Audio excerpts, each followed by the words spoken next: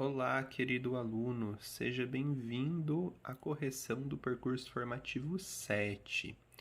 Essa correção nós faremos juntos, ok? E eu peço que vocês assistam até o final, porque eu vou explicando um pouquinho do conteúdo e ao mesmo tempo mostrando o que vocês deveriam ter percebido nos exercícios. Eu vou seguir a ordem do percurso formativo para que a gente possa ir conversando a respeito de alguns assuntos e ao mesmo tempo vocês irem aí compreendendo caso algum conteúdo, né, alguma informação tenha passado despercebida, tá? Então, o início do percurso formativo, ele vem como uma revisãozinha, né, para vocês lembrarem de alguns conceitos básicos que vão ajudar a gente a responder os exercícios. Então, ele diz lá, ó: Olá, caro estudante. No ano anterior, você viu que a linguagem é a capacidade humana de expressar pensamentos, ideias, sentimentos ou emoções por meio de signos, símbolos ou sinais. Viu também que a linguagem sempre se manifesta em textos, né? Então lembra lá que a linguagem é essa capacidade das pessoas terem de se comunicar, né? E para haver uma comunicação, nós costumamos aí utilizar ou símbolos, sinais, né? Signos. Então nós podemos aí manifestar pensamentos, ideias por meio de alguma dessas formas, né? Às vezes por um sinal, como gestos, signos, como por exemplo letras, sons, né? Então a gente faz uso desses elementos para haver comunicação. E esses elementos, eles acabam formando texto, né? E o que seria um texto, então?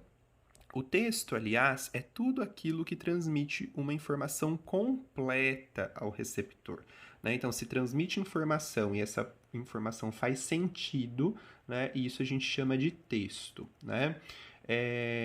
Então, ele vai informar, né? Vai dar uma informação completa ao receptor, que é aquele que recebe o texto. Pode ser uma palavra, como fogo, né? Então vai depender do contexto, ou seja, daquela situação. Então imagina que algo está pegando fogo e alguém chega gritando fogo, fogo. Então essa única palavra já é um texto, porque naquele momento ela faz sentido, né? Diferentemente, às vezes, de eu virar e falar, por exemplo, janela, né? E aí, num contexto em que eu simplesmente falei uma palavra aleatória, aí não seria um texto, né? Porque eu estou simplesmente dizendo uma palavra aleatória. Então, para uma palavra ser um texto, ela precisa fazer sentido, tá? Ela precisa passar uma informação. Se eu simplesmente digo uma palavra aleatória, aí já não é um texto, tá? Então, uma palavra ela pode ser um texto desde que ela passe uma informação completa. Uma frase pode ser um texto se essa frase passar uma informação completa. Pode também ser um conjunto de frases ou ainda pode ser imagens, gestos e outros meios capazes de transmitir uma mensagem, né? Então lembra que um texto não precisa ser só feito de palavras, tá? Imagens, gestos também são textos, né? Porque por meio desses sinais, né, a gente consegue também passar informação, tá?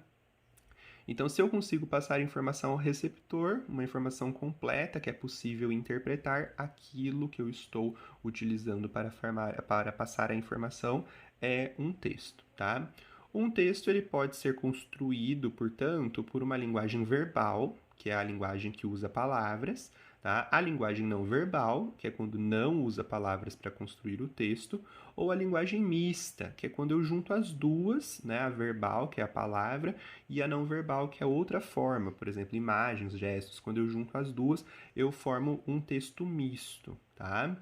Então, imaginem, por exemplo, isso que nós estamos lendo agora é um texto verbal, né? Porque todas essas informações estão sendo passadas por palavras, tá? Então é um texto verbal. Se aqui no lugar de palavras houvesse uma imagem, aí seria um texto não verbal, porque eu estou passando a informação, né? Se fosse só uma imagem ou um gesto por meio de uma expressão que não usa palavras. Agora, se eu estivesse fazendo isso juntando a imagem com palavras, aí seria um texto misto. Então é bem simples, né? A gente estudou isso ano passado.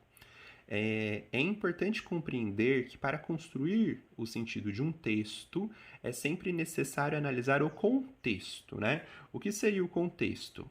O contexto ele corresponde à situação em que um texto foi empregado, isto é, o que levou o emissor do texto a dizer o que disse e na forma em que disse.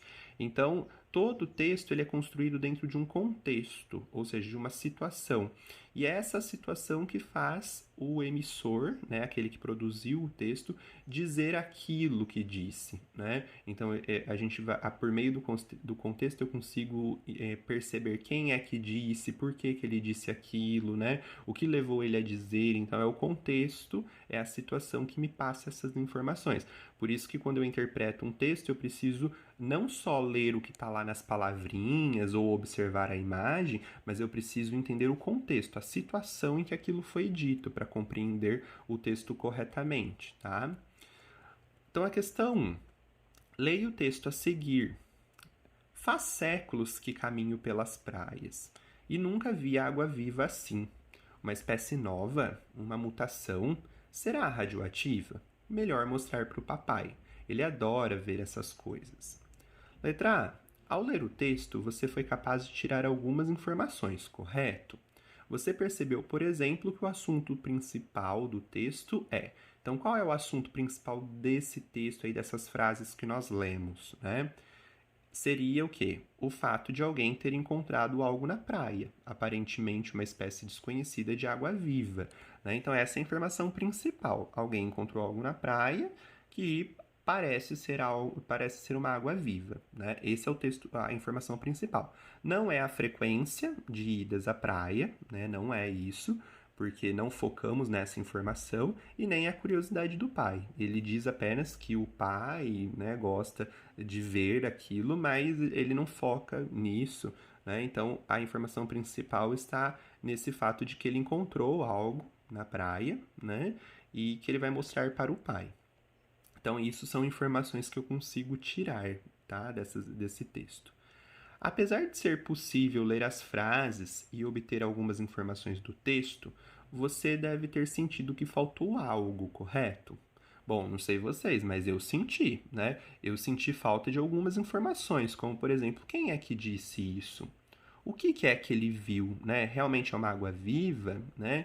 Então faltou alguns elementos, algumas informações. A gente só tem informação ao que foi dito, mas qual a circunstância em que isso foi dito? Em que situação isso foi dito? Por que foi dito?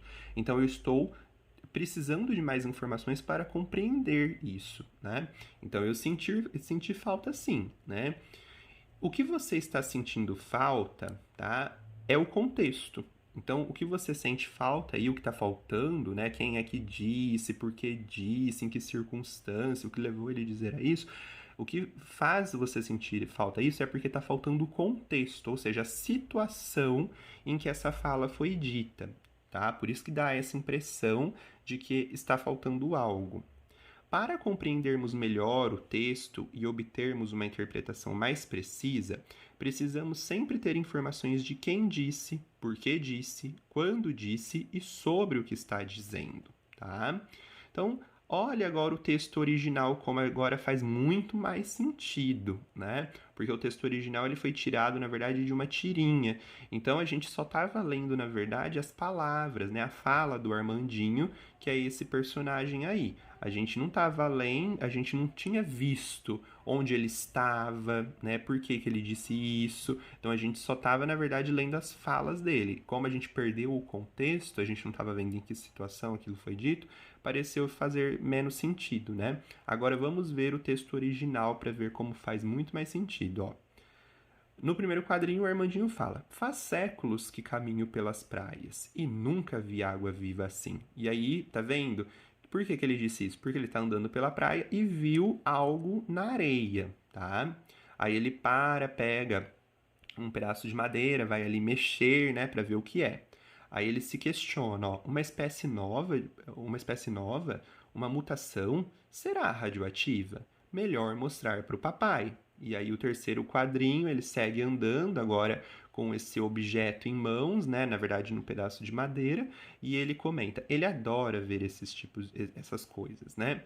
E veja que, na verdade, o que ele encontra não é uma água-viva, né? Se a gente parar para observar com atenção, na verdade é uma fralda de bebê, tá? Por isso que ele não identificava muito bem como água-viva, né? Ele até questiona se é uma espécie nova, porque ele nunca viu aquilo, tá? Então é uma tirinha que gera humor, mas para eu perceber o humor, para eu ver que gera humor, eu preciso, na verdade, analisar que tinha uma fralda. E tá vendo que isso não seria possível se não tivesse a imagem. Então, quando eu tiro o contexto, a situação, eu acabo impedindo que interpretações sejam formadas, né? Sem essa imagem, a gente nunca conseguiria entender o humor dessa história, a gente nunca saberia quem é que disse, por que que ele disse isso, né? É a imagem que nos trouxe esse contexto, tá? Essa situação em que foi dita. E aí gera humor porque ele comenta, né, no último quadrinho, ele adora ver essas coisas, né? O pai dele adora ver essas coisas. Mas que coisa que ele adora ver? Fralda de bebê suja, né? Então gera humor por isso. Porque o Armandinho não sabe que é uma fralda e ele comenta que o pai adora ver essas coisas, né? Na verdade, o pai gosta de ver água viva, né? Animais, né? Mas, na verdade, ele tá levando uma fralda e acaba gerando humor por conta disso. Uh, Note que o texto que havia lido estava escrito em um gênero textual chamado tirinha, né? Então, o nome desse texto, desse tipo de texto, né? Desse gênero textual, chama tirinha, o qual geralmente tem como finalidade, né, o objetivo, fazer o leitor pensar sobre o homem e a sociedade por meio do humor ou de críticas. Então, a tirinha ela sempre vai trazer questões a respeito do homem e da sociedade, geralmente provocando humor, críticas, tá? É uma característica das tirinhas fazer isso. Nesse caso, o Armandinho está fazendo um humor e uma crítica ao mesmo tempo, né? Porque ele, sem saber, né? Ele, como criança, não sabe, mas ali a gente pode ver o humor, né? Como eu disse, porque ele fala que o pai adora ver esses tipos de coisa, mas ao mesmo tempo é uma crítica que há aí pela sujeira que existem nas praias, né? Pelo fato de ter aí uma fralda de bebê jogada no chão, quando na verdade o comum seria ver animais, né? Como por exemplo águas vivas que vêm à praia, mas na verdade essa água viva, que não é água viva, foi substituída por uma fralda de bebê. Então é uma crítica a essa poluição que existem nas praias, tá? Então as tirinhas têm muito essa característica de fazer humor e crítica, tá? Além disso, as praias passam a ter sentido, além disso, as palavras passam a ter mais sentido, porque agora descobrimos quem disse, por que disse, quando disse e sobre o que está dizendo, né? Então tá vendo que agora essas palavras que a gente tinha lido, elas fazem mais sentido porque agora a gente tem todas essas informações por conta do contexto que foi nos dado, né? Agora a gente sabe quem disse, por que foi dito, tá? E sobre o que ele está dizendo. Então, tudo isso foi graças aos elementos visuais, né? Ou seja, a imagem da tira. Tá? Então, devido a gente agora ter essa imagem, conseguiu compreender o porquê. Tá? Diante das novas informações oferecidas pelo contexto, ou seja, pela situação, podemos concluir que o que nós podemos concluir a partir desse contexto, dessa situação que foi nos dada? O Armandinho encontrou realmente uma água-viva na praia? Não, né? Na verdade, o Armandinho encontrou algo na praia, porém não era uma água-viva, e sim uma fralda de bebê. Tá vendo que isso só foi possível chegar a essa resposta, inclusive gerar o humor do texto, por conta de agora a gente conseguir ver, né? A imagem nos mostra que na verdade era uma fralda de bebê. Então, qual quadrinho provoca o humor? Né? É o terceiro quadrinho, quando ele diz que vai levar essa suposta água-viva, que na verdade é a fralda de bebê, para o pai ver, né? Então, isso gera humor. Então, é o terceiro quadrinho que provoca humor. C. Ainda analisando o texto e o contexto, né? Ou seja, o que foi dito, né? E a imagem e o contexto, né? A situação em que isso ocorreu, podemos concluir que a tirinha, ao empregar o humor, faz também uma crítica a quê? Né? Ele faz uma crítica aos pais que deixam os filhos irem sozinhos à praia? Não, né? faz uma crítica, na verdade, às pessoas que poluem as praias, né? Por isso que está criticando a sujeira, né? Essa poluição que há nas praias, tá?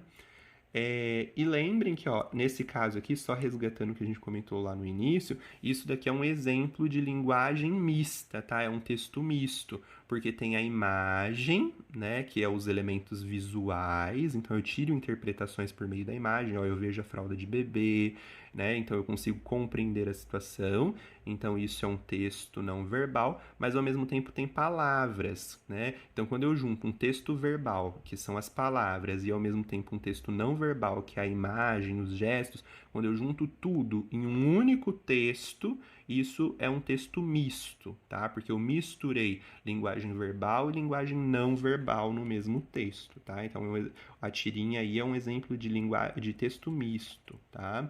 É uma linguagem híbrida. Bom, como você percebeu, para fazer uma boa análise e uma boa interpretação de texto, não basta apenas analisar partes do texto. É necessário sempre observar o todo, né? Ou seja, é necessário observar tudo. O texto, né? É necessário observar o texto, então a imagem, as palavras, analisar com detalhe, e também o contexto, ou seja, a situação em que aquilo foi criado, tá? Desta forma, se o texto for verbal, ou seja, apenas escrito, você deve se atentar a todas as palavras e também a situação na qual elas foram ditas ou escritas. Se for um texto não verbal, ou seja, um texto sem palavras, apenas imagens, gestos, né? Você deve observar cada detalhe da imagem, do gesto ou do elemento que constitui aquele texto. Agora, se for um texto misto, que é quando eu junto os dois, né, misturo as duas linguagens, a verbal e a não verbal, você deve observar que os elementos não verbais, né, ou seja, as imagens, os gestos, eles adicionam informação às palavras. Ou seja, é preciso verificar como um texto complementa o outro, tá? Então você vai ver que no texto misto, você precisa observar tanto a imagem e os gestos, quanto também as palavras. E aí observar que um vai complementando o outro, um vai dando sentido para o outro. Por isso que é preciso analisar os dois ao mesmo tempo, tá? Bom, para obter uma boa interpretação dos textos, é sempre necessário analisar o contexto, então, né? A situação em que aquilo foi dito.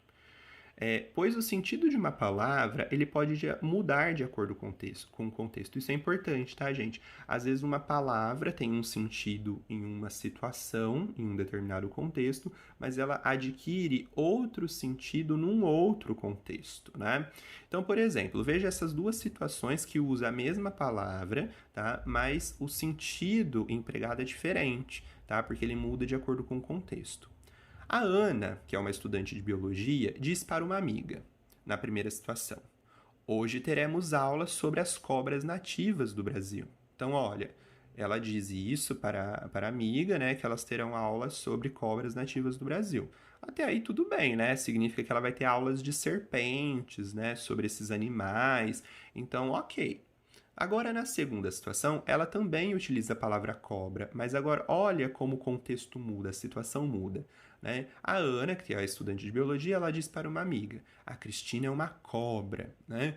Olha, utilizei as mesmas palavras, só que agora, como a situação mudou, acabou também tendo a palavra um sentido diferente. No primeiro caso, a cobra ali significa uma serpente, né? Significa um animal. No segundo caso, a palavra cobra não significa mais serpente. Significa agora que aquela pessoa é falsa, né? É uma característica negativa aí da Cristina, tá? Então, agora, nesse novo contexto, a palavra cobra mudou totalmente o sentido, tá?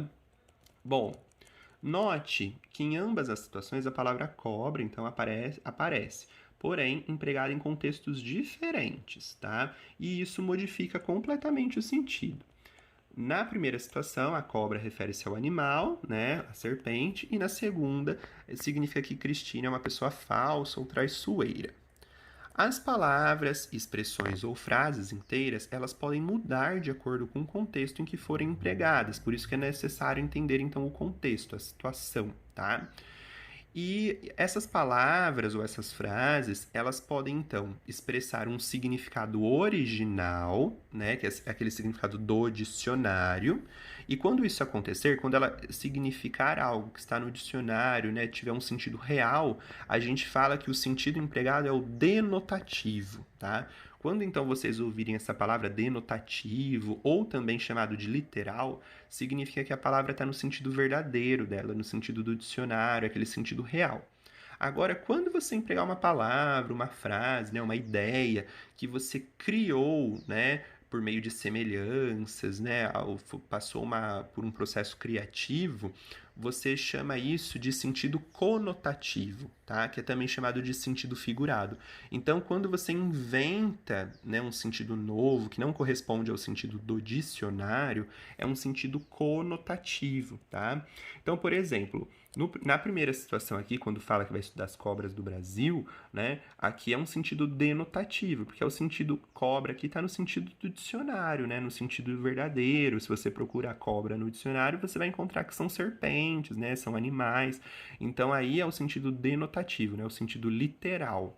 Agora, na segunda situação, quando ela fala que a Cristina é uma cobra, que significa traiçoeira, já é um sentido criativo, um sentido inventado, né? Porque você usou essa característica da cobra que ataca, né? Que dá essa ideia de ser traiçoeira para dizer que a Cristina também é desse jeito.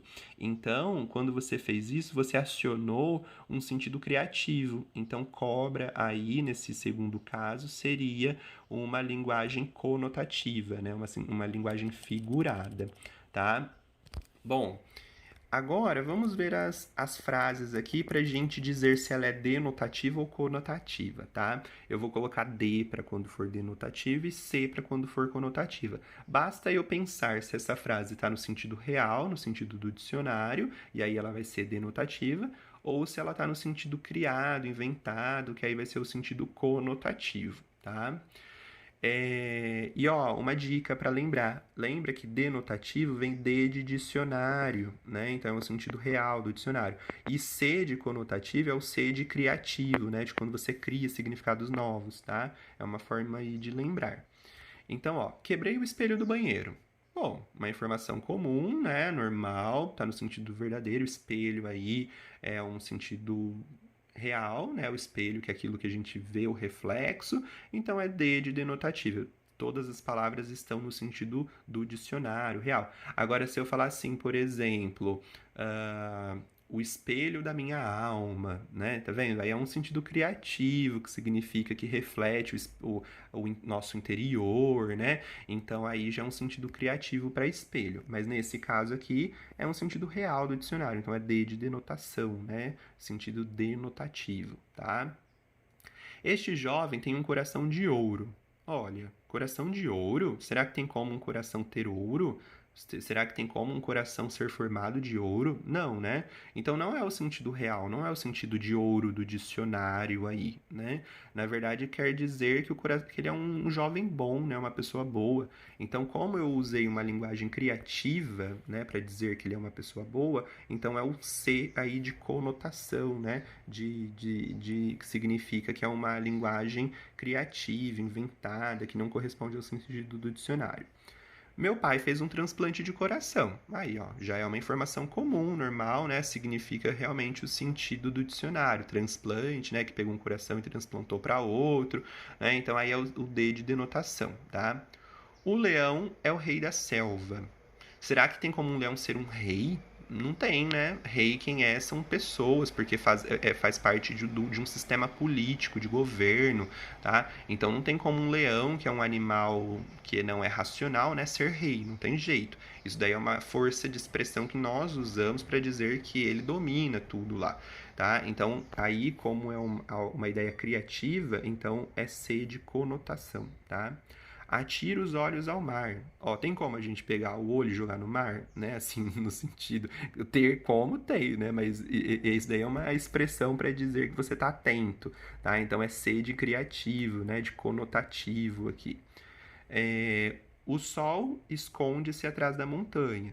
também é uma linguagem conotativa, né, figurada. Por quê? Porque tem como o sol ele não se esconde, né? Ele é um ser racional para se esconder, para falar, será que ele vira e fala, eu vou me esconder ali atrás da montanha para ninguém me ver? Não, né? Ele na verdade vai mudando de posição e aí ele acaba ficando atrás da montanha. Mas falar que ele se esconde, né? Aí já é uma linguagem conotativa, figurada. Então aqui é C de conotação, tá? De linguagem criativa. Ela disse uma montanha de asneiras. Nossa, será que tem como formar uma montanha com asneiras? Claro que não, né? Não tem como. Então, isso aqui é uma linguagem criativa para dizer que ela disse muitas bobagens. Então, é uma conotação também, tá? Porque não corresponde ao sentido do dicionário. O ouro da loja foi roubado. Olha, agora já é o sentido do dicionário, né? Ouro tá o ouro aí tá no sentido do dicionário, que é algo precioso, né? Que geralmente fica numa loja para ser vendido e ele foi roubado. Então tá tudo no sentido verdadeiro do dicionário. Aí é uma denotação. Pedro nadava em ouro. Olha, aí já é uma conotação. Claro que vai depender do contexto, né, da situação. Imagina uma pessoa super rica, né, aí quem sabe ele é um louco que fica nadando no ouro. Mas geralmente quando a gente fala que alguém nada em ouro, significa que é uma pessoa que tem muito dinheiro, mas não que significa que ela tá lá nadando, né, em um monte de pedras de ouro, né? Então é mais uma linguagem figurada para dizer que uma pessoa tem muito dinheiro, tá? Então é C aí de conotação, de linguagem criativa, tá?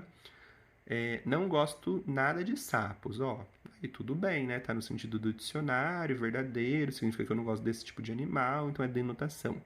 Engolir sapos é difícil, mas acontece. O que significa engolir sapos? Isso daí é uma expressão popular para dizer que os sapos aí seriam problemas, né? Engolir sapos é difícil, engolir os problemas é algo difícil, tá? Então é uma linguagem criativa, inventada, que é uma expressão popular aí que não corresponde ao sentido do dicionário, não é que a pessoa vai engolir um sapo de verdade, né? Então é uma linguagem criativa, C de conotação.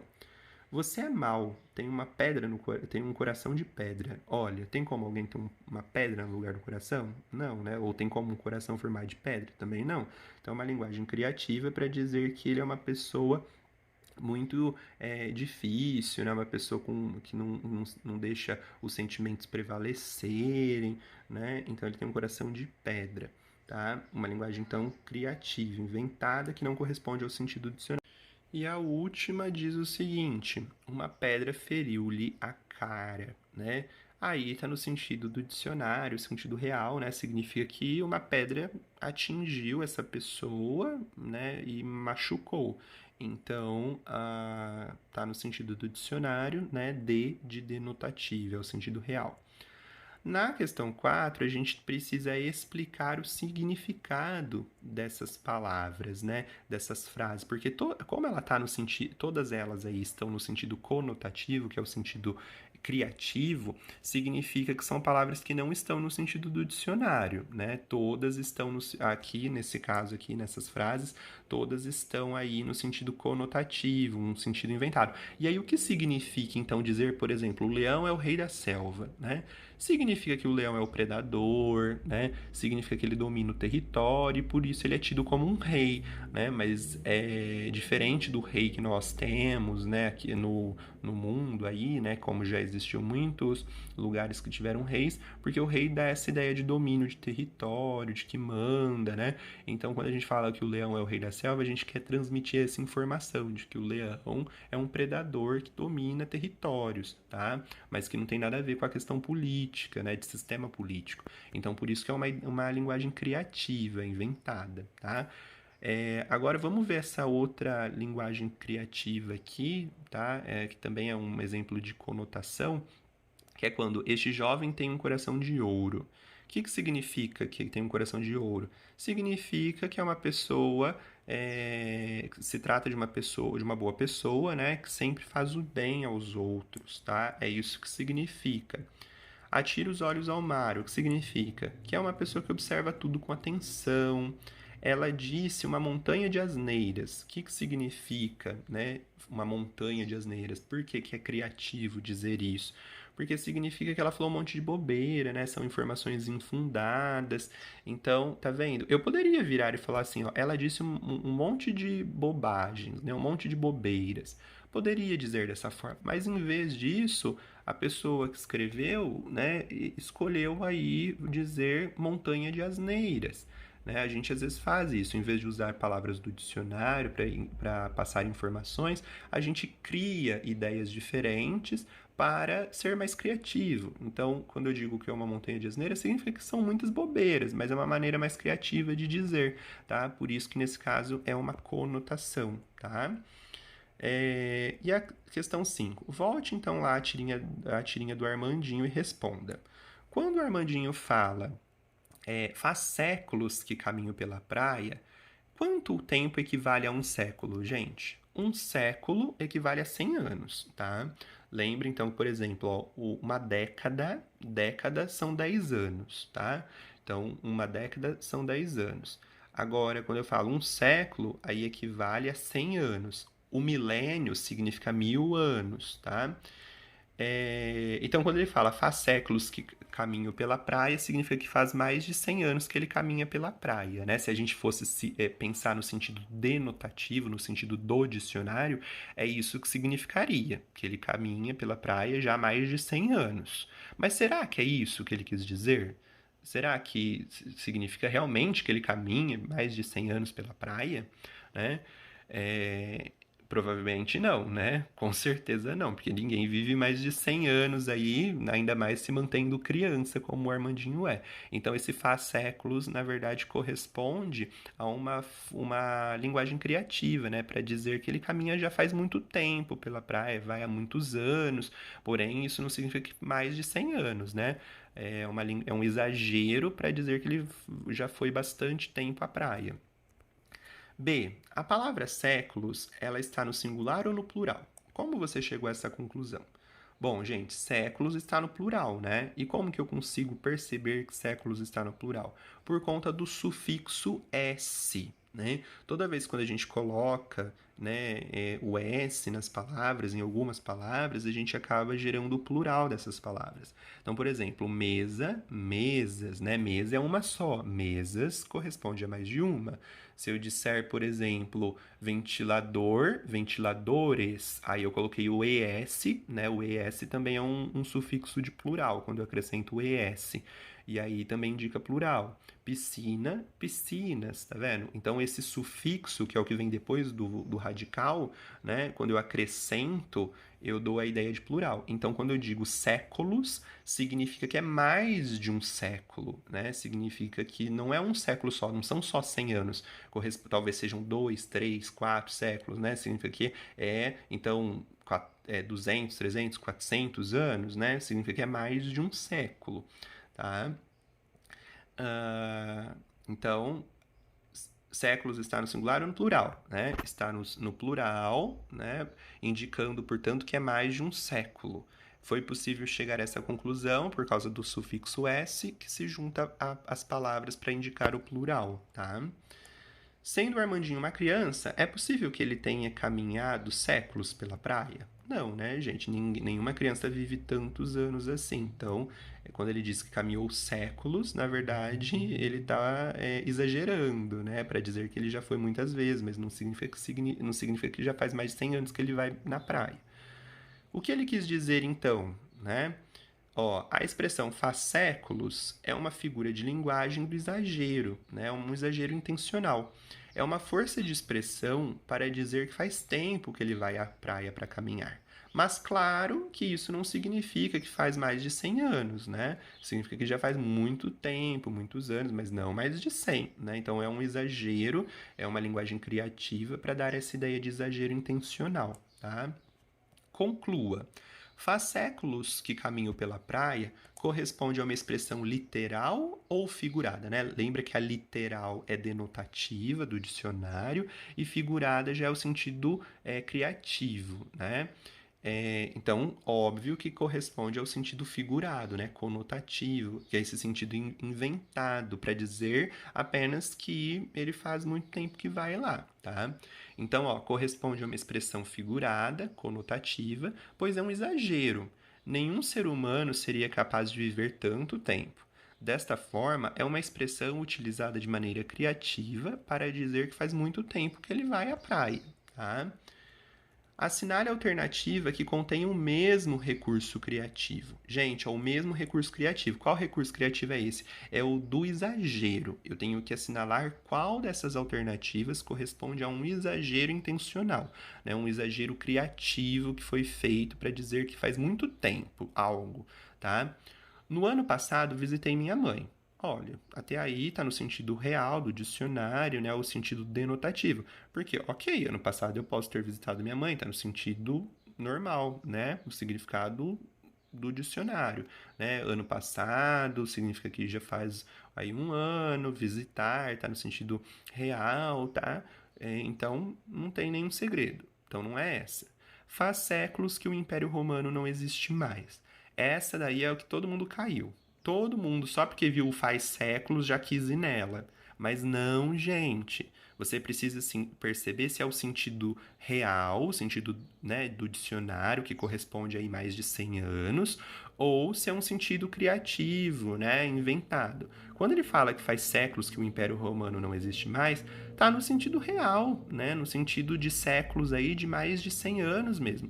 Na verdade, quando o Império Romano ele não existe mais já há quase 2000 anos. Então já faz aí muitos séculos, né? Já faz muitos séculos mesmo que não existe mais.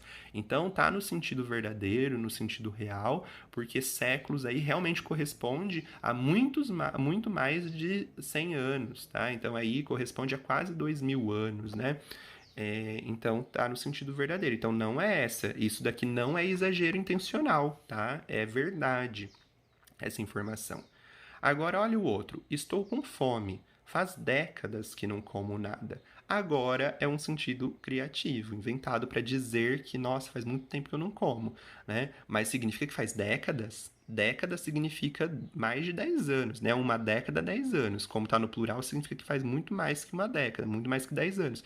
Será que alguém viveria mais de 10 anos sem comer nada? Não, né? Morreria. Então é um exagero intencional para dizer que também faz muito tempo que não come nada, né? Então esse daqui que é o recurso criativo para do exagero, tá? Então quando o Armandinho fala que faz séculos que ele vai à praia, ele está usando um recurso criativo para dizer que faz muito tempo que ele visita a praia. Nesse caso, está usando esse mesmo recurso criativo, mas agora usando a palavra décadas, né, que significa 10 anos para mais, né, porque está no plural, e para dizer que faz muito tempo que ele não come, mas não significa que faz mais de 10 anos, né, porque senão já teria morrido. A outra aqui é a respeito da linguagem formal e informal, e aí a gente viu que linguagem, eu até mandei um áudio no grupo, né, explicando, a linguagem formal é essa linguagem, gente, que ela é a linguagem culta, né? Que ela é usada para quando não existe familiaridade, né? Ou seja, intimidade entre os interlocutores, entre as pessoas que conversam. Então, quando não existe essa intimidade, eu preciso ser mais formal ao conversar.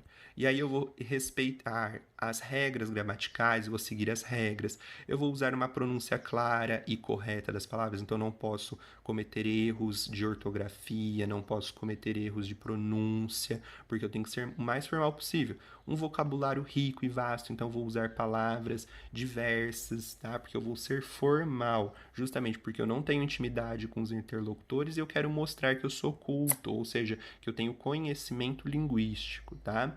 Já a linguagem informal é essa linguagem coloquial, que é a linguagem do dia a dia, que a gente usa no dia a dia para conversar com pessoas que a gente tem intimidade, amigos, familiares, né? Momentos de descontração, em que eu não tenho que me preocupar com as regras, tá? Aí eu posso eu não me preocupo com as regras gramaticais que a gente aprende na escola, ok, errar, né? Não significa que você vai errar, mas se você errar, ninguém vai ficar te julgando por isso, porque você está num momento do dia a dia, tá? Então aí é uma linguagem informal. Você pode utilizar um vocabulário mais simples, né?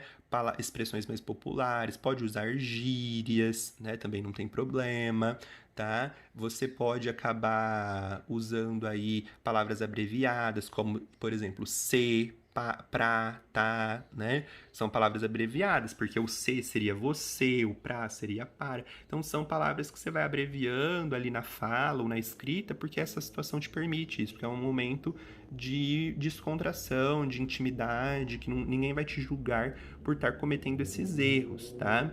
E está sujeita a mudanças regionais, culturais e sociais, tá? Bom, tanto a linguagem formal quanto a informal, elas são variações da língua, né? São modalidades, então, da língua.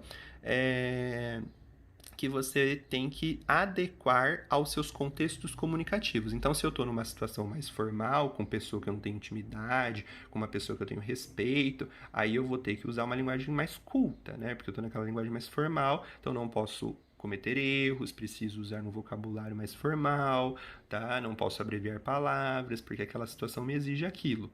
Agora, se eu estiver numa situação que eu tenho intimidade, como por exemplo num churrasco, no dia a dia, conversando com um amigo, aí eu vou usar uma linguagem mais coloquial, que é a linguagem do dia a dia, que eu posso acabar abreviando palavras, que eu posso cometer erros gramaticais, né? Porque não haverá esse julgamento, tá? Então eu tenho sempre que adequar de acordo com a situação em que eu estou.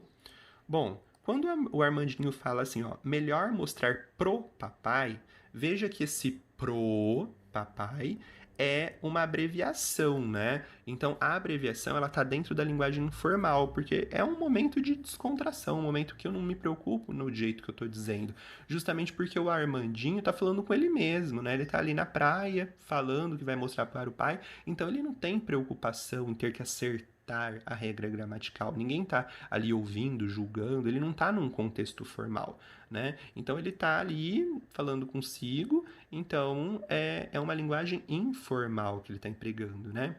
Então a linguagem empregada pelo Armandinho é formal ou informal? Justifique baseando-se no que você leu no quadro acima.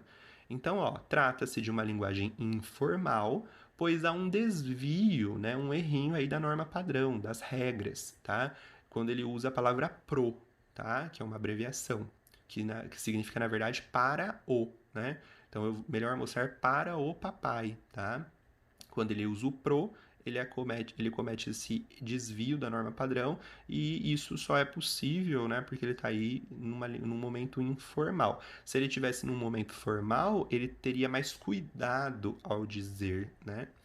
Além disso, trata-se de um momento em que o Armandinho ele fala consigo mesmo, não necessitando ser formal, né? Então ele está num momento mais de intimidade ali consigo mesmo. Ele não está sendo julgado com pessoas que ele não conhece. Então é um momento informal, tá? Nessa fala de Armandinho, há um desvio da norma padrão. Identifique-o, né? Então qual é o desvio? É o pro. Corrija a frase adequando-a à norma padrão. Então, eu vou corrigir e passar para a norma padrão, para as regras, né, corretas. Então, como ficaria? Ficaria, ó, melhor mostrar para o papai, né? Então, em vez de ser pro, é para o papai. E agora você tem que assinalar um exemplo aqui que traga o mesmo desvio gramatical. Como a gente viu, o desvio é da abreviação, né? É quando você aí, em vez de usar para o, você juntou pro, né? Você junta. Então, a gente faz muito isso na internet, né? E no caso do pro, a gente faz isso até na fala também, né? Que é o mesmo caso do você, que a gente fala se, então a gente acaba reduzindo a palavra, né? Então, qual é aqui o exemplo que também demonstra esse mesmo desvio? É esse daqui, né? Isso é para mim, ó, o pra, porque na verdade é para, né? Então eu reduzi a palavra do para pra. E isso daqui eu posso usar no momento informal, né? No momento formal, naquele momento que eu não tenho intimidade, que eu tenho que usar a norma, as regras, eu nunca poderia cometer esse tipo de erro, tá? Porque eu poderia ser julgado, eu poderia estar mostrando que eu não domino a norma padrão. Então, dependendo do momento, da situação em que eu estou, eu não poderia cometer esse erro para evitar esses preconceitos que as pessoas têm acerca da linguagem, tá? Então, esse daqui é um exemplo do mesmo desvio, né? Do para virou pra. Certo? É isso então, gente. Espero que tenham acompanhado até aqui, tenham tirado todas as dúvidas e caso ainda haja alguma, me procurem no particular, tá? Um beijo e boa semana a todos.